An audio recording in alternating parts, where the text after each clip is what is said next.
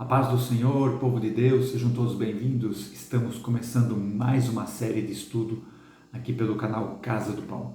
E a partir de hoje vou comentar o Salmo 1, que diz assim: Bem-aventurado o varão que não anda segundo o conselho dos ímpios, que não se detém no caminho dos pecadores, nem se assenta na roda dos escarnecedores. Antes, o seu prazer está na lei do Senhor, e na sua lei medita de dia e de noite. Pois será como árvore plantada junto ao ribeiro de águas, a qual dá o seu fruto na estação própria, cujas folhas não caem, e tudo o que fizer prosperará. Não são assim os ímpios, pois são como a moinha que o vento espalha. Pois o ímpio não subsistirá no juízo, nem os pecadores na congregação dos justos. Porque o Senhor conhece o caminho do justo, mas o caminho do ímpio perecerá. Está aí o Salmo 1, que vamos comentar a partir de hoje. Hoje vamos fazer uma introdução. Então, antes da introdução do Salmo 1, vamos fazer uma pequena introdução sobre o livro de Salmos, O livro dos cânticos dos judeus. Tanto é que a palavra salmo no hebraico quer dizer louvores, cânticos e louvores. O judeu expressa ali toda a sua profundidade da sua alma. Os escritores dos salmos expressam ali tudo que eles sentem em relação à sua comunhão com Deus. Então você quer saber como o judeu adorava a Deus, como o judeu se relacionava com Deus?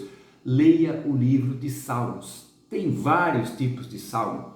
Tem salmo de adoração, salmo de pedido de socorro, salmo de ação de graças, salmo pedindo livramento, salmo de sabedoria, salmo de liturgia, salmo messiânico, profetizando a vinda do Messias.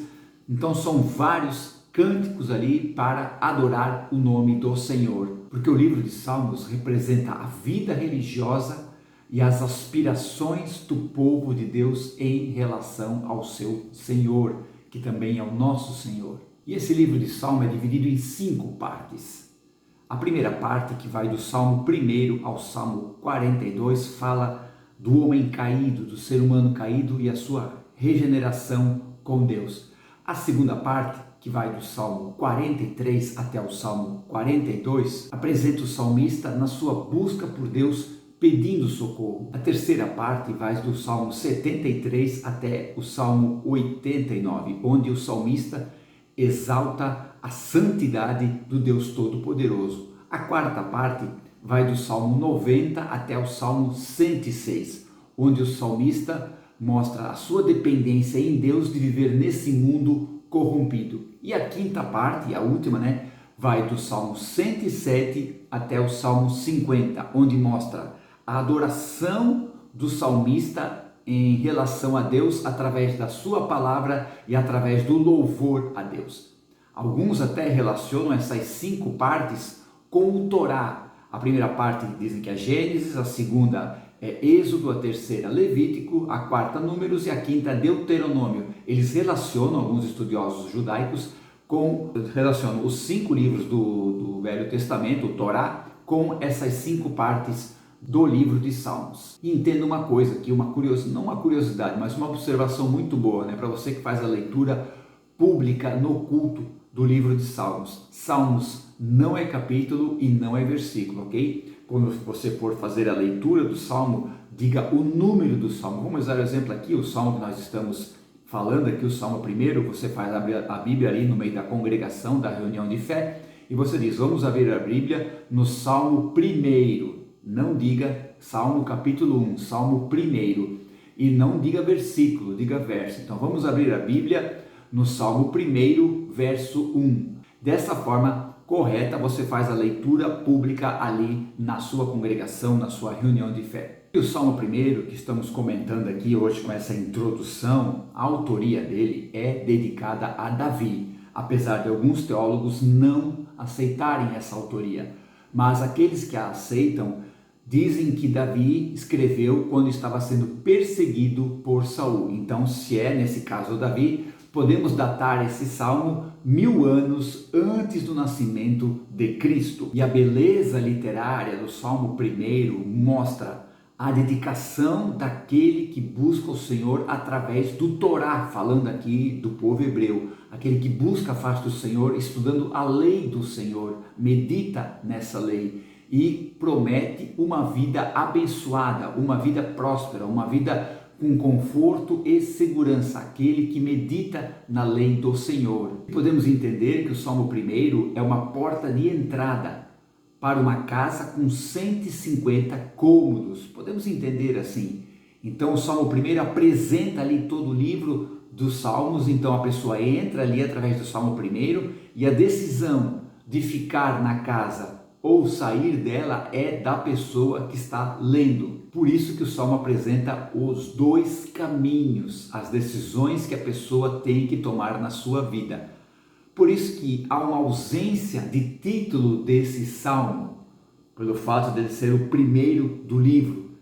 Mas se fôssemos colocar um título, com certeza seria O Caminho dos Justos e O Caminho dos Ímpios. O justo e o ímpio são apresentados nesse Salmo numa ótica do contraste.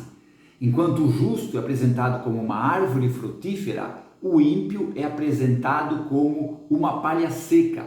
E o resultado da escolha do caminho do justo e do ímpio resultará na justificação ou resultará na condenação. Este salmo enfatiza a importância de evitarmos as más conversações, as más amizades, os maus conselhos, as más orientações, e destaca também a profundidade de buscar a Deus através da sua palavra, que através, no caso aqui, no tempo que foi escrito, o Salmo era através do Torá, através da lei, que mostra o verdadeiro caminho à felicidade, o verdadeiro caminho da justificação. Enfim, este Salmo exorta o leitor a buscar a Deus através da sua palavra, a meditar na sua palavra, a entender Deus através da palavra que Ele deixou para a humanidade. É o caminho que está à nossa disposição. A porta está aberta. O caminho para Deus é através de Jesus Cristo, mas o conhecimento desse caminho, o entendimento desse caminho é através da palavra de Deus. Enquanto nós palmilharmos nessa terra, enquanto nós vivermos nessa terra, a palavra de Deus é o nosso guia nesse caminho, a nossa bússola, porque o homem foi criado para estar para sempre com Deus.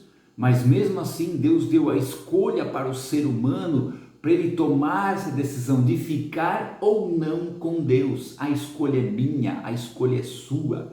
E quando nós tomamos essa decisão de andar com Deus, a palavra dele é que vai nos guiar, a palavra dele é que vai nos manter firmes nesse caminho.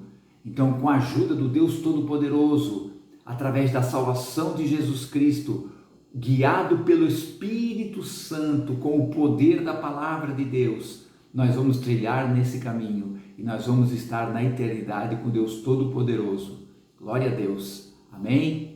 Muito obrigado por ter acompanhado esse comentário do Salmo 1 como introdução. A partir do próximo final de semana, vamos estar comentando o primeiro verso desse Salmo.